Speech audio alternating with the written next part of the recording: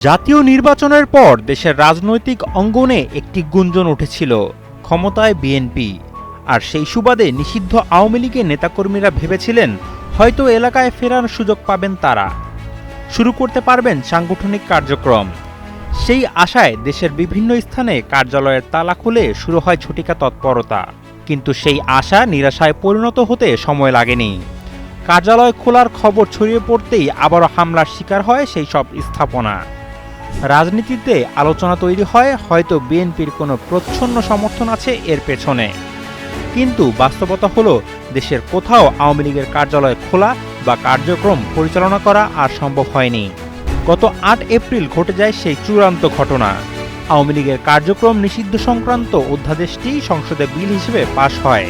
সন্ত্রাস বিরোধী সংশোধন বিল ২০২৬ নামের এই বিলটি আইনে পরিণত হওয়ার সাথে সাথে দলের ওপর থাকা নিষেধাজ্ঞা উঠে যাওয়ার যে ক্ষীণ স্বপ্ন নেতাকর্মীরা দেখেছিলেন তা একেবারেই ভেঙে চুরমার হয়ে যায়।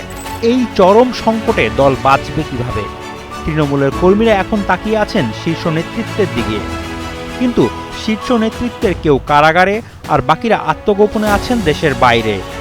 তৃণমূলের দাবি দল বাঁচাতে হলে কেন্দ্রীয় নেতাদের গ্রেপ্তারের ঝুঁকি মাথায় নিয়েই দেশে ফিরে আসতে হবে। তারা ঢাকায় অবস্থান করলে অন্তত সাহস ফিরে পাবেন সাধারণ নেতাকর্মীরা। কিন্তু প্রশ্ন জাগে, নেতারা কি সত্যিই দেশে ফিরবেন? বিবিসিকে দেওয়া এক সাক্ষাৎকারে দলটির যুগ্ম সাধারণ সম্পাদক বাহাউদ্দিন নাসিম দাবি করেছেন ভিন্ন কথা। তার মতে দলের কার্যক্রম দেশের বাইরে থেকে নয়, বরং ভেতর থেকেই পরিচালিত হচ্ছে। তিনি বলেন, নেতারা উপযুক্ত সময়ের অপেক্ষায় আছেন, সেই সময় এলে কেউ আত্মগোপন বা বিদেশে থাকবেন না। কিন্তু সংসদে এই কঠোর আইন পাশের পর রাজনীতিতে আওয়ামী লীগের জন্য সেই উপযুক্ত সময় আদৌ আসবে কিনা তা নিয়ে ঘোর সংশয় রয়েছে।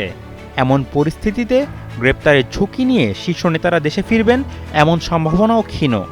স্বপ্নভঙ্গ আর নিষেধাজ্ঞার বেড়াজালে আটকে পড়া আওয়ামী লীগের সামনে এখন অস্তিত্ব রক্ষার কঠিন লড়াই। নেতারা বিদেশে, কর্মীরা দিশেহারা। এই গভীর রাজনৈতিক সংকট থেকে দলটির উত্তরণের পথ আপাতত কুয়াশাচ্ছন্নই থেকে যাচ্ছে।